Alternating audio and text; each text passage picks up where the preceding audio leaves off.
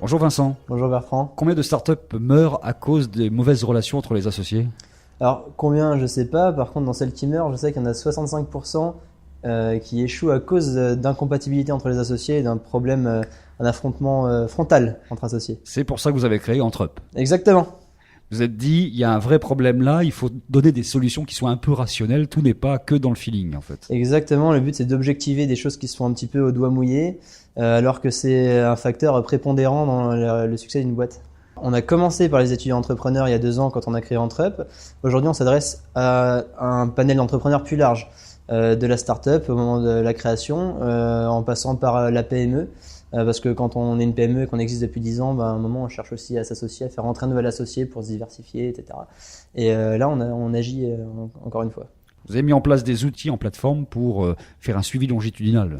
Oui, on a fédéré plusieurs outils après une étude de à peu près 6 mois sur beaucoup d'entrepreneurs pour voir qu'est-ce qui leur permettait de valider et de consolider leur compatibilité dans le temps. Et donc il y a ce fameux outil, LACE, des mises en situation immersives sur tous les sujets critiques entre associés, couplé au MCPH, un test psychométrique. Et il y a des événements, des situations qui viennent jalonner un peu la vie d'entrepreneur. Et là, on découvre d'autres facettes face à une situation de rachat, face à une situation où le rapport à l'ego est mis un petit peu en exergue devant des journalistes, l'adéquation des visions, des valeurs sur des problèmes éthiques, écologiques, etc., qui peuvent vraiment créer des clivages profonds entre les associés. C'est intéressant de se poser un moment, de faire le point et de se poser toutes ces questions-là. Il y a toute une dimension de coaching également, comme dans les relations matrimoniales finalement. On peut Oui, se faire coacher. Exactement. En fait, on s'attaque à un problème humain. On ne pouvait pas se dire qu'on allait résoudre ça avec juste une solution techno. Donc oui, il y a la solution techno au début, il y a l'ACE, mais derrière, il y a un suivi, un débrief humain et puis un suivi dans le temps s'il est désiré par les associés. Et ça, c'est par notre équipe. Qui paie ce service-là?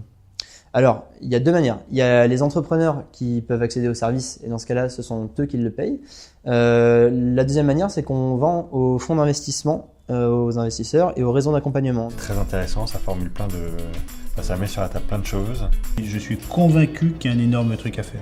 Vous êtes 3 associés sur Entrep et vous avez l'obligation de vous entendre tous les 3. Oui, effectivement. Alors en plus, c'est ce qu'on met en avant parce que sur les 3 associés, il y a Thomas et moi, on se connaît depuis tout petit. Nos pères étaient déjà amis au lycée. Donc c'est une situation d'association un peu particulière. Et puis il y a Jean-Baptiste qui nous a rejoint, qui était d'abord prestataire et qui nous a rejoint progressivement dans le projet.